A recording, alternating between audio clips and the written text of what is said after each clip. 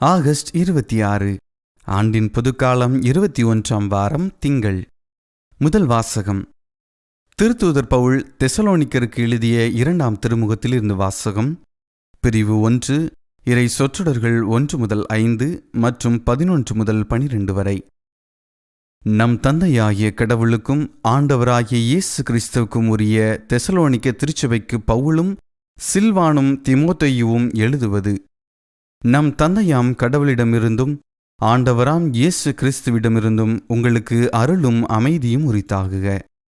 சகோதர சகோதரிகளே, உங்கள் பொருட்டு கடவுளுக்கு எப்பொழுதும் நன்றி செலுத்த நாங்கள் கடமைப்பட்டுள்ளோம்.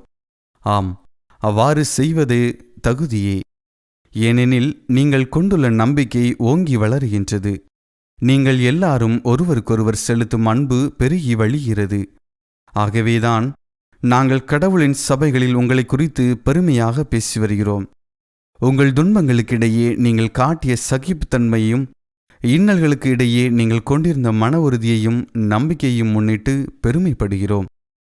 இவை கடவுளின் தீர்ப்பு நீதியானது என்பதற்கு அறிகுறியாக அமைகின்றன. இவை அனைத்தின் விளைவாக நீங்கள் இறையாட்சிக்கு தகுதியுள்ளவர்கள் ஆவீர்கள். இந்த ஆட்சிக்காகவே நீங்கள் துன்புறுகிறீர்கள். நம் கடவுள் தாம் விடுத்த அழைப்புக்கு உங்களை தகுதியுள்ளவர் ஆக்குவாராக. உங்கள் நல்லெண்ணம் ஒவ்வொன்றையும் நம்பிக்கையால் தூண்டப்படும் ஒவ்வொரு செயலையும் தம் வல்லமையால் நிறைவுறச் செய்வாராக. இவ்வாறு நம் கடவுளும் ஆண்டவர் இயேசு கிறிஸ்துவும் அளிக்கும் அருளுக்கேற்ப உங்களால் நம் ஆண்டவராகிய இயேசுவின் பெயருக்கும் அவரால் உங்களுக்கும் மேன்மை உண்டாகுக. ஆண்டவரின் அருள்வாக்கு. இறைவனுக்கு நன்றி. பதிலுரை பாடல். ஆண்டவர்தம் வியத்தகு செயல்களை அறிவியுங்கள். திருப்பாடல் 96, 1 முதல் 2, 2 முதல் 3 மற்றும் 4 முதல் 5. ஆண்டவருக்கு புதியதொரு பாடல் பாடுங்கள். உலகெங்கும் வாழ்வோரே, ஆண்டவரை போற்றி பாடுங்கள். ஆண்டவரை போற்றி பாடுங்கள், அவர் பெயரை வாழ்த்துங்கள். பல்லவி. ஆண்டவர்தம் வியத்தகு செயல்களை அறிவியுங்கள். அவர் தரும் மீட்பை நாள்தோறும் அறிவியுங்கள். பிற இனத்தார்க்கு அவரது மாட்சியை எடுத்துரையுங்கள். அனைத்து மக்களினங்களுக்கும் அவர்தம் வியத்தகு செயல்களை அறிவியுங்கள். பல்லவி. ஆண்டவர்தம் வியத்தகு செயல்களை அறிவியுங்கள். ஏனெனில் ஆண்டவர் மாட்சிமிக்கவர், பெரிதும் போற்றத்தக்கவர். தெய்வங்கள் அனைத்திற்கு மேலாக அஞ்சுதற்கு உரியவர் அவரே. மக்களினங்களின் தெய்வங்கள் அனைத்தும் வெறும் சிலைகளே. ஆண்டவரோ விண்ணுலகை படைத்தவர். பல்லவி. ஆண்டவர்தம் வியத்தகு செயல்களை அறிவியுங்கள். நற்செய்தி வாசகம். புனித மத்தேயு எழுதிய தூய நற்செய்தியிலிருந்து வாசகம். பிரிவு 23, 13 முதல் 22 வரையிலான இறைவார்த்தை.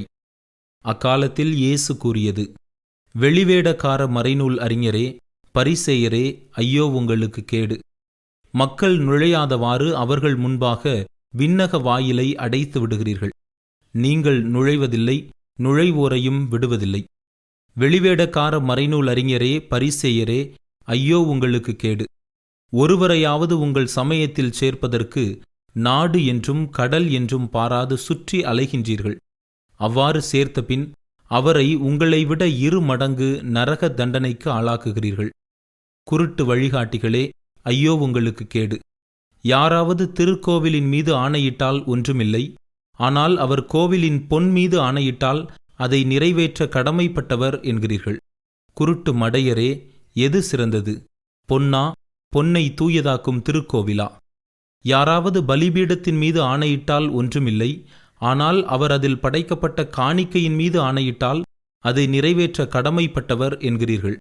குருடரே, எது சிறந்தது? காணிக்கையா, காணிக்கையை தூயதாக்கும் பலிபீடமா? எனவே பலிபீடத்தின் மீது ஆணையிடுகிறவர் அதன் மீதும் அதன் மேலுள்ள அனைத்தின் மீதும் ஆணையிடுகிறார். திருக்கோவிலின் மீது ஆணையிடுகிறவர் அதன் மீதும் அதில் குடிகொண்டிருக்கிறவர் மீதும் ஆணையிடுகிறார். வானத்தின் மீது ஆணையிடுகிறவர் கடவுளின் அரியணை மீதும் அதில் வீற்றிருக்கிற கடவுள் மீதும் ஆணையிடுகிறார். ஆண்டவரின் அருள்வாக்கு. கிறிஸ்துவே, உமக்கு புகழ்.